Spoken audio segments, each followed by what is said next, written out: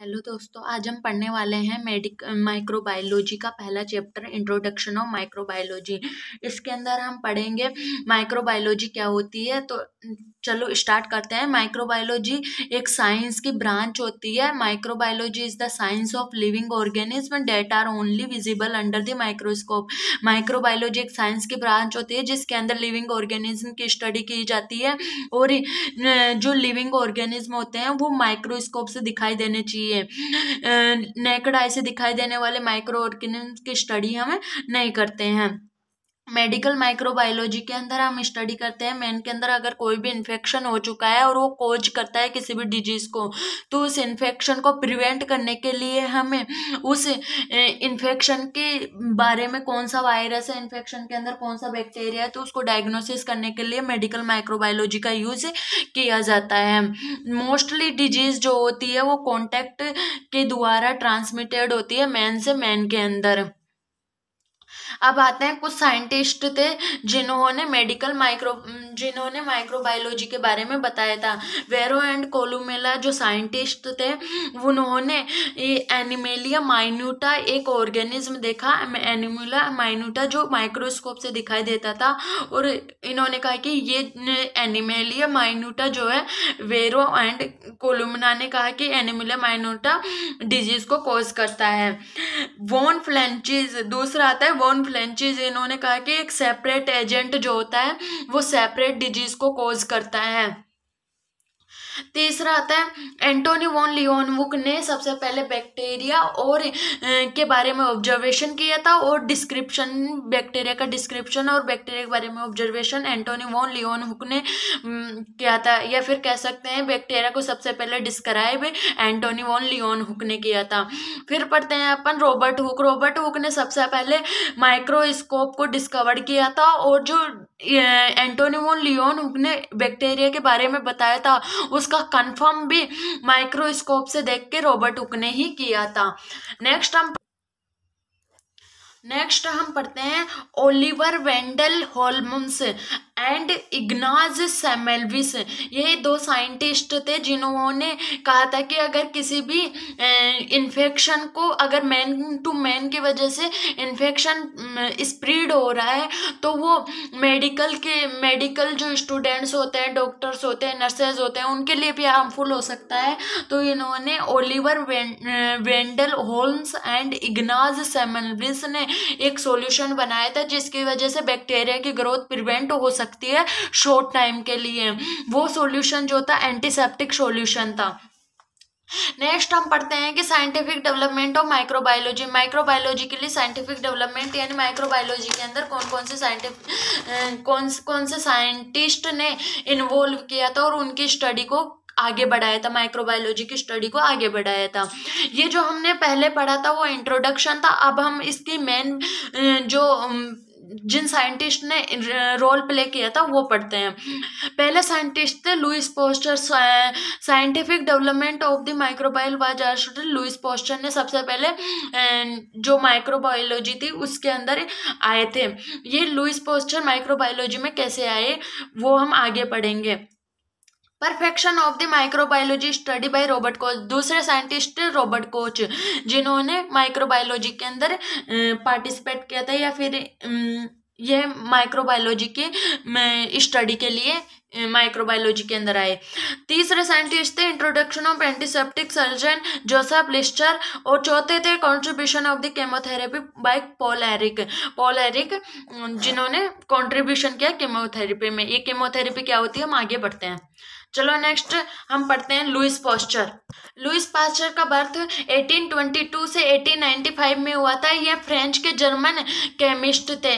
French के chemist कौन थे? Louis Pasteur chemist of French थे। He studied in fermentation lead him to take interest in microbiology. ये जो थे इनको माइक्रोबायोलॉजी में कैसे आई, इन्होंने फर्मेंटेशन के ऊपर ये स्टडी कर रहे थे, जिसके वजह से फर्मेंटेशन की स्टडी करते करते इनके अंदर इंटरेस्ट आया और ये उस इंटरेस्ट की वजह से माइक्रोबायोलॉजी के अंदर पार्टिसिपेट हो गए, यानी उन माइक्रोबायोलॉजी के अंदर स्टडी करने लग गए। फिर इन्होंने माइक्रोबायोलॉजी के अंदर फर्मेंटेशन की वजह से तो इनका इंटरेस्ट आया माइक्रोबायोलॉजी में, फिर उसकी वजह से फर्मेंटेशन, इन्होंने कहा कि जो फर्मेंटेशन है वो एक माइक्रोबियल एजेंट की वजह से कॉज होती है। फर्मेंटेशन क्या होता है, किसी भी पार्टिकल के स्मॉल स्मॉल टुकड़े हो जाना, वो किसी माइक्रोबियल एजेंट की वजह से होती है। जो लुईस पास्चर है इनको फादर ऑफ माइक्रोबायोलॉजी भी कहा जाता है। अब पढ़ते हैं contribution of Lewis pasture in microbiology. Microbiology में कंट्रीब्यूशन कौन कौन से थे लुईस पास्चर के, तो कंट्रीब्यूशन का मतलब होता है योगदान, कौन कौन से रहे। पहला आता है development of method and technique of bacteriology. Lewis pasture ने बैक्टीरियोलॉजी की मेथड और टेक्निक बताई थी, बैक्टीरिया की जो स्टडी करते हैं उसके मेथड्स बताए थे और टेक्निक बताई थी लुईस पास्चर ने। दूसरा मेथड आता है conclusively all form of life even microbes arise only from their like and do not in de novo. मतलब कि इन्होंने बताया था कि जैसे ह्यूमन के जो ह्यूमन का रिप्रोडक्शन होता है तो एक ह्यूमन ही का बर्थ होता है, वैसे माइक्रोब्स के अंदर भी ऐसा ही होता है कि एक कोई भी सिमिलर एक कैटेगरी सिमिलर स्पीसीज का माइक्रोब है तो उसके अंदर सेम ही स्पीसीज के सेम स्पीसीज जनरेशन होगा। जैसे कि कोई भी बैक्टीरिया होगा तो उसके अंदर सेम बैक्टीरिया की कैटेगरी ही जनरेट होगी। तीसरा आता है Pasteur also had to face challenges from Pouchet. इन्होंने एक पोचेट से भी फेस चैलेंज किया था, पोचेट का भी सामना करना पड़ा था लुईस पास्चर को। पोचेट कहता है कि spontaneous generation theory of microbe, जो माइक्रोब्स की स्पोन्टेनियस जनरेशन थ्योरी थी वो थी पोचेट। फिर नेक्स्ट पढ़ते हैं posture disproved the view of demonstrating the ubiquity of microorganism in the air by his experiments performed in the swan necked flask। इन्होंने एक स्वान नेक्ड फ्लास्क लिया और उसके अंदर एक्सपेरिमेंट किया। उस एक्सपेरिमेंट में इन्होंने देखा कि उस एनवायरनमेंट के अराउंड कुछ माइक्रोब्स की यूबिक्विटी प्रेजेंट है और इन्होंने कहा कि एनवायरनमेंट के अंदर अपने बैक्टीरिया प्रेजेंट होते हैं। Introduction of the sterilization technique and development of the steam sterilization autoclave hot air oven. इन्होंने स्टरलाइजेशन टेक्निक भी दी और स्टरलाइजेशन टेक्निक के साथ साथ इन्होंने steam sterilize autoclave and hot air oven को भी डेवलप किया। फिर नेक्स्ट पढ़ते हैं हम study on anthrax, chicken cholera and hydrophobia. इन्होंने स्टडी की थी anthrax, chicken cholera and hydrophobia के ऊपर। During study on rabies through Pasteur could not isolate any micro organism from man and dog but suggested that the causative agent of rabies was tool small be the microscope. इन्होंने जब study की थी तो ये rabies virus को man और dog में से रेबीज वायरस को ये आइसोलेट नहीं कर पाए थे, लेकिन इन्होंने एक सजेशन दिया था, वो ये था कि जो पॉजिटिव एजेंट है रेबीज वायरस का वो स्मॉल होता है माइक्रोस्कोप से भी। Next he introduce attenuated live vaccine for prophylactic use. इन्होंने प्रोफाइलेटिक यूज के लिए इंट्रोड्यूस की थी live vaccine. He attenuated the anthrax bacillus live vaccine by incubation at high temperature 42 to 43 Celsius at high and proved that inoculation of such bacilli in animals induce specific protection against anthrax. इन्होंने live vaccine का introduce किया था प्रोफाइलेटिक use के लिए। इन्होंने anthrax bacilli के ऊपर एटीन्यूड किया था, एंथ्रेक्स बैसिलाई के ऊपर एक बताई थी, अपनी सजेशन दी थी कि लाइव वैक्सीन जो होती है एंथ्रेक्स बैसिलाई होती है और उसको इंक्यूबेशन किया था। लाइव वैक्सीन को इंक्यूबेशन किया जाता है 42 से 40 डिग्री सेल्सियस पे, जो कि लाइव जो एंथ्रेक्स बैसिलाई है वो यूज में आती है स्पेसिफिक प्रोटेक्शन अगेंस्ट एंथ्रेक्स। जो एंथ्रेक्स है यानी जो एंथ्रेक्स बेसिलाई है वो यूज में आती है। जो एंथ्रेक्स है उसकी स्पेसिफिक प्रोटेक्शन के लिए, एंथ्रेक्स की स्पीसीज के अगेंस्ट में जो प्रोटेक्शन होता है उसके लिए यूज में ली जाती है। All the vaccinated animals survived, सारे वैक्सीनेटेड एनिमल सर्वाइव हो रहे हैं एनवायरमेंट में, वाइल जबकि equal number of unvaccinated control animals die. जो अनइक्वल नंबर के अंदर अनवैक्सीनेटेड जो एनिमल्स थे वो डाई हो चुके हैं। अब आता है रॉबर्ट कोच। दूसरे जो साइंटिस्ट थे रॉबर्ट कोच है। रॉबर्ट कोच जो थे जर्मन जनरल प्रैक्टिशनर थे। रॉबर्ट कोच को फादर ऑफ बैक्टीरियोलॉजी कहा जाता है। अब रॉबर्ट कोच के कॉन्ट्रीब्यूशंस पढ़ेंगे। जो रॉबर्ट कोच थे इन्होंने परफेक्ट बैक्टीरियोलॉजिकल टेक्निक दी थी। लुइस पास्चर ने डेवलपमेंट एंड मेथड्स दिए थे टेक्नोलॉजी बैक्टीरियोलॉजी के, बट जो रॉबर्ट कोच थे इन्होंने परफेक्ट बताया था। लुइस पास्चर रेबीज को आइसोलेट नहीं कर पाए थे, बट रॉबर्ट कोच ने आइसोलेट किया है बैक्टीरियाज को प्योर स्ट्रेन यानी प्योर कल्चर के अंदर उनको आइसोलेट किया है। Introduce methods of obtaining bacteria in pure culture using solid media. इन्होंने जो बैक्टीरिया का यूज किया था यानी कि बैक्टीरिया को जो प्योर कल्चर के अंदर ग्रोथ करवाई थी एंड सॉलिड मीडिया प्रोवाइड किया था। Introduce stunning technique. जो रॉबर्ट कोच थे इन्होंने स्टनिंग टेक्निक भी दी जिसके अंदर डाइस का यूज होता है। ये सेकंड चैप्टर में हम पढ़ने वाले हैं। Discovered the anthrax bacillus 1876, tubercle bacillus 1882 and the cholera vibrios 1883। इन्होंने ये 3 बैक्टीरिया को डिस्कवर भी किया था। अब जो रॉबर्ट कोच थे उन्होंने 2 लॉज दिए थे, एक तो coach postulate and coach phenomena. Coach postulate पढ़ते हैं हम। According to Koch postulate, a microorganism can be accepted the causative agent of an infectious disease only the following conditions are fulfilled.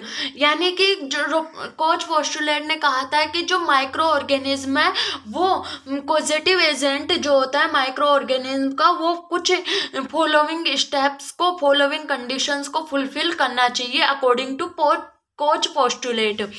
पहली जो कंडीशन थी वो थी the micro organism should be constantly associate with the lesion of the disease. पहली condition थी कि जो microorganism है वो लेजन के अंदर, डिजीज के लेजन में प्रेजेंट होना चाहिए। लेजन का मतलब होता है घाव। जो माइक्रो ऑर्गेनिज्म है वो जहाँ पे डिजीज हो रही है उसके घाव में प्रेजेंट होना चाहिए। दूसरी condition, it should be possible to isolate the organism in pure culture from the lesion of the disease. दूसरी कंडीशन थी कि जब हम लेजन के अंदर प्रेजेंट होगा तो हम उसको आसानी से आइसोलेट भी कर सके प्योर कल्चर के लिए। तीसरी कंडीशन जो थी, the isolate organism in pure culture when inoculate the suitable laboratory animal should be produce in similar disease. जब आइसोलेट करें तो प्योर कल्चर में जब उसको ग्रोथ करवाए तो उसकी जो पहले लेजन के अंदर जैसे बैक्टीरिया ग्रोथ कर रहा था वैसा ही लेबोरेटरी के अंदर वो ग्रोथ करना चाहिए। चौथी, it should be possible to isolate the organism in pure culture from the lesions produce in the experimental animals. इन्होंने कहा था कि जैसे लेबोरेटरी के अंदर बैक्टीरिया ग्रोथ कर रहा है वैसे रीआइसोलेट करके लेबोरेटरी से वैसे ही ह्यूमन के अंदर इस डिजीज को इंसर्ट कर दिया जाए या फिर वहीं पे मैन के अंदर ही प्रोवाइड कर दिया जाए तो वहाँ पे भी ये ट्यूबरकल बेसिलस या फिर और कोई भी डिजीज हो उसका पॉजिटिव एजेंट सेम वर्क वहीं पे करना चाहिए जैसे पहले मैन के अंदर कर रहा था आइसोलेट करने से पहले। ये 4 पोस्टुलेट थे कोच पोस्टुलेट, रॉबर्ट कोच के 4 पोस्टुलेट थे।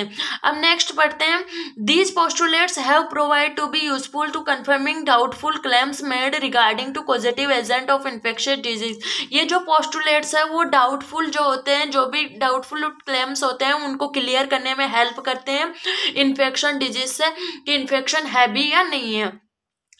However, it may not always be possible to satisfy all the postulate in every case. ये जो postulates है वो every case के अंदर यूज में नहीं लिए जा रहे थे। 95% ये जो पोस्टुलेट था, जो पोस्टुलेट्स के जो कंडीशंस थे वो यूज में ली जा रही थी, लेकिन 5% ऐसे थे जिनके अंदर यूज में नहीं लिए जा रहे थे। उनमें से एक को हम कोस पोस्टुलेट्स के जो कंडीशन को फॉलो नहीं कर रहा था वो था लेप्रा बेसिलस। ये जो लेप्रा बेसिलस है ये कोच पोस्टुलेट्स के जो फुल कंडीशन को फुलफिल नहीं कर रहा था। अब आता है coach phenomena. Coach phenomena Robert Koch ने डिस्कवर किया था ग्वानियन पिग के जो थे पहले से ट्यूबरकल बेसिलस से इंजेक्टेड था। Bacillus responds with an exerted inflammatory response when infected with the tubercle bacillus or its protein. Guinea pig लिया जो कि पहले से ट्यूबरकल बेसिलस से इंजेक्टेड था और उसके अंदर आउटर साइड से बाहर से ट्यूबरकल बेसिलस और इंजेक्टेड की गई। जो बाहर से इंजेक्टेड की गई थी ट्यूबरकल बेसिलस वो एंटीजन की तरह काम कर रही थी और जो अंदर ट्यूबरकल बेसिलस थी ग्वानियन पिग के अंदर वो एंटीबॉडी का वर्क कर रही थी। तो ऐसे में एंटीजन और एंटीबॉडी के अगेंस्ट में जब फाइटिंग होती है तो ये जो रिएक्शन है वो लीड हो जाती है और जो ट्यूबरकल बेसिलस की जो डिजीज होती है उसको डिस्ट्रॉय कर देती है, जिसकी वजह से ये जो रिएक्शन लीड होती है उसको बोलते हैं हाइपर सेंसिटिविटी। जब हाइपर सेंसिटिविटी होती है तो ये हाइपर सेंसिटिविटी होती है तो इस रिएक्शन को जिस तरह से हाइपर सेंसिटिविटी होती है एंटीजन एंटीबॉडी के बीच में फाइट होना और फिर डिजीज को डिस्ट्रॉय कर देना उसको बोलते हैं कोच फिनोमिना। नेक्स्ट पढ़ते हैं कोच जोसेफ लिस्टर जिनका जन्म 1820 बर्थ 1827 एंड डेथ 1912 में हुआ था। ये है एक प्रोफेसर थे, सर्जरी के प्रोफेसर थे इन ग्लासगो रॉयल इन्फर्मी में। ग्लासगो रॉयल इन्फर्मी में प्रोफेसर ऑफ सर्जरी थे। ये अप्लाइड पोस्चर वर्क, इन्होंने जो लुइस पोस्चर था उसके वर्क के ऊपर ही अप्लाइड किया था and introduce the antiseptic technique in surgery. और इंट्रोड्यूस की थी इन्होंने antiseptic techniques surgery during the surgery. इनको फादर ऑफ एंटीसेप्टिक सर्जरी भी बोला जाता है। अब contributions of Joseph Lister in microbiology हम पढ़ना। It was a milestone in the evolution of surgical practice from the era of laudable pus to modern aseptic techniques। इन्होंने कहा था कि जैसे सर्जिकल प्रैक्टिस के थ्रू जो लाउडेबल पस होता है उसको हम रिमूव कर सकते हैं due to the surgical practice to modern aseptic techniques, और कुछ नई मॉडर्न एसेप्टिक टेक्निक्स का यूज करके हम जो लाउडेबल पस होता है उसको रिमूव कर सकते हैं हम। His antiseptic surgery involve the use of carbolic acid. इनके एंटीसेप्टिक सर्जरी के अंदर यूज किया जाता था कार्बोलिक एसिड भी। It is known as Lord Lister और इनको लॉर्ड लिस्टर भी कहा जाता है। अब आते हैं पॉल एरिक। पॉल एरिक जो थे 1854 में इनका बर्थ हुआ था और 1915 में डेथ थे। पॉल एरिक जो थे जर्मन के साइंटिस्ट थे, जबकि रॉबर्ट कोच जो थे जर्मन जनरल प्रैक्टिशनर थे and is also known as father of chemotherapy. और इनको फादर ऑफ कीमोथेरेपी भी कहा जाता है। कीमोथेरेपी क्या होती है हम आगे पढ़ने वाले हैं। अब इनके कॉन्ट्रीब्यूशंस पॉल एरिक के applied to stain to cell and tissue for study of their function. इन्होंने क्या किया था कि जो सेल और टिश्यू होते हैं उनको स्टेन करके या फिर डाई करके सेल और टिश्यू को और उनके फंक्शंस को देखा था कि उनके फंक्शंस कैसे कैसे करते हैं सेल और टिश्यू के। दूसरा इनका कंट्रीब्यूशन था reported the acid fast nature of tubercle bacillus. इन्होंने जो एसिड फास्ट नेचर रिपोर्टेड की थी ट्यूबरकल बेसिलस की। थर्ड कंट्रीब्यूशन हम पढ़ रहे हैं purpose side chain theory of antibody production. इन्होंने साइड चेन थ्योरी प्रपोज की थी एंटीबॉडी प्रोडक्शन की। एंटीबॉडी का जब प्रोडक्शन हो रहा था तो साइड चेन थ्योरी प्रपोज की थी इन्होंने। Discover Salvarsan an arsenical compound sometime called the magic bullet. It was capable of destroying the spirochete of syphilis. जो फोर्थ कंट्रीब्यूशन था पॉल एरिक का, वो था कि इन्होंने डिस्कवर किया था साल्वेसन। साल्वेसन के अंदर क्या था, आर्सेनिक कंपाउंड था जिसको पहले मैजिक बुलेट के नाम से भी जाना जाता था। पॉल एरिक ने डिस्कवर किया था साल्वर्सन। साल्वर्सन के अंदर आर्सेनिक कंपाउंड था, आर्सेनिकल कंपाउंड था, जो कि पहले मैजिक बुलेट के नाम से जाना जाता था। ये आर्सेनिकल कंपाउंड साल्वेसन क्या होता है कि जो स्पायरोकीट्स ऑफ सिफिलिस है उसको डिस्ट्रॉय करने के लिए जो कैपेबल होते हैं वो मैजिक बुलेट के नाम से जाना जाता था। अब उसको बाद में नियो साल्वेसन के नाम से डिस्कवर किया गया और इसको एक नई ब्रांच के अंदर मेडिसिन की नई ब्रांच में रख लिया गया। नियो साल्वेसन को बाद में डिस्कवर किया गया, साल्वेसन को ही बाद में नियो साल्वेसन का नाम दिया गया था और इसको एक नई ब्रांच में रख लिया गया, मैजिक बुलेट से हटा के नई ब्रांच में रख लिया गया जिसको कीमोथेरेपी बोलते हैं। कीमोथेरेपी क्या होती है, branch of the medicine are called chemotherapy. Induce method of the standardizing toxin and antitoxin, इन्होंने पॉल एरिक ने इंट्रोड्यूस करवाया था टॉक्सिन और एंटीटॉक्सिन, जो बैक्टीरिया टॉक्सिन सीक्रेट करते हैं और उनके प्रति हम अगेंस्ट में एंटीटॉक्सिन बनाते हैं, तो उसको इंट्रोड्यूस पॉल एरिक ने करवाया था। A number of scientist in medicines and physiology have never awarded Nobel Prize for their contributions in microbiology। ये जितने भी साइंटिस्ट ने अपना कंट्रीब्यूशन दिया माइक्रोबायोलॉजी के अंदर उनको नोबेल प्राइज मिला था। Terminology used in basic microbiology, microbiology के अंदर टर्मिनोलॉजी का यूज किया गया। पहले आता है एरोब्स। एरोब्स जो होते हैं grow in the presence of atmospheric oxygen, जो ऑर्गेनिज्म ग्रो करते हैं at the presence of atmospheric oxygen उन्हें बोलते हैं एरोब्स। और the organism that grow in the absence of oxygen, oxygen के एब्सेंस में जो ऑर्गेनिज्म ग्रो करते हैं उन्हें एनाएरोब्स बोलते हैं। थर्ड जो टर्मिनोलॉजी आती है aerotolerant anaerobes, microorganism microbes that grow equally well whether or not oxygen is present. Means जो माइक्रो ऑर्गेनिज्म है वो ऑक्सीजन के अंदर भी डेवलप होंगे, ग्रो करेंगे, एंड अगर ऑक्सीजन प्रेजेंट नहीं होगी तब भी वो ग्रो करेंगे, यानी कि वो दोनों कंडीशन में ही ग्रो करेंगे, तभी तो एरो टॉलरेंट एनाएरोब्स। अगर एरो यानी ऑक्सीजन प्रेजेंट है तब भी वो टॉलरेंट कर जाएंगे, एनाएरोब्स ऑक्सीजन एब्सेंट है तब भी वो टॉलरेंट कर जाएंगे, एरो टॉलरेंट एनाएरोब्स। नेक्स्ट हम पढ़ते हैं facultative anaerobes, microbes that do not require oxygen for growth but do grow better in the presence. ये दोनों कंडीशन में सर्वाइव हो रहे थे, ऑक्सीजन है तो भी और नहीं है तो भी। लेकिन फैकल्टेटिव एरोब्स क्या होते हैं, जिनको ऑक्सीजन की रिक्वायर्ड नहीं होती लेकिन ऑक्सीजन मिल भी जाती है इनको, तो ये वेल डेवलप नहीं हो पाते, वेल ग्रोथ नहीं कर पाते, तो इन्हें फैकल्टेटिव एरोब्स बोला गया है। माइक्रो एरोफाइल्स, माइक्रो एरोफाइल्स क्या होते हैं, require a low level of oxygen from growth for growth around 2 to 10% but is damaged by normal atmospheric oxygen level, यानी कि रिक्वायर होती है इनको, लो ऑक्सीजन की रिक्वायरमेंट होती है 2 to 10%, इनको जो एटमॉस्फेरिक ऑक्सीजन है उस पर ये डैमेज हो जाते हैं, उससे कम ऑक्सीजन की रिक्वायर होती है 2 to 10% ही। नेक्स्ट टर्मिनोलॉजी हम देखते हैं viraemia, presence of the virus in the blood, blood के अंदर जो वायरस प्रेजेंट होगा उसे वायरोमिया बोलेंगे। बैक्टीरियमिया, मिया का मतलब होता है ब्लड, वायरे यानी एमिया का मतलब होता है ब्लड एंड वायर यानी वायरस। एमिया का मतलब होगा ब्लड और बैक्टीरिया यानी बैक्टीरिया, तो सिंपल है, वायर आ गया तो वायरस ब्लड में प्रेजेंट होगा, बैक्टीरिया आ गया तो बैक्टीरिया ब्लड के अंदर बैक्टीरिया प्रेजेंट होगा। अब सेप्टिसीमिया, सेप्टिसीमिया के अंदर भी ब्लड एमिया आ रहा है, तो एमिया का मतलब होगा ब्लड।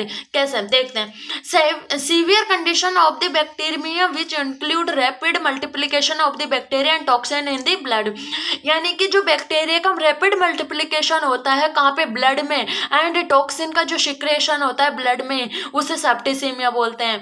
वापस बता रही हूँ, सेप्टिसीमिया क्या होता है कि बैक्टीरिया का ब्लड के अंदर रैपिड मल्टीप्लिकेशन होता है एंड जो टॉक्सिन का सिक्रेशन होता है ब्लड के अंदर, उसे सेप्टिसीमिया बोल। नेक्स्ट आता है sanitization, reduction of the microbial population in the inanimate object. कोई भी ऑब्जेक्ट है वहां से उसकी माइक्रोबियल पॉपुलेशन को रिडक्ट करना है, कम करना है, तो उसे सैनिटाइजेशन बोलते हैं।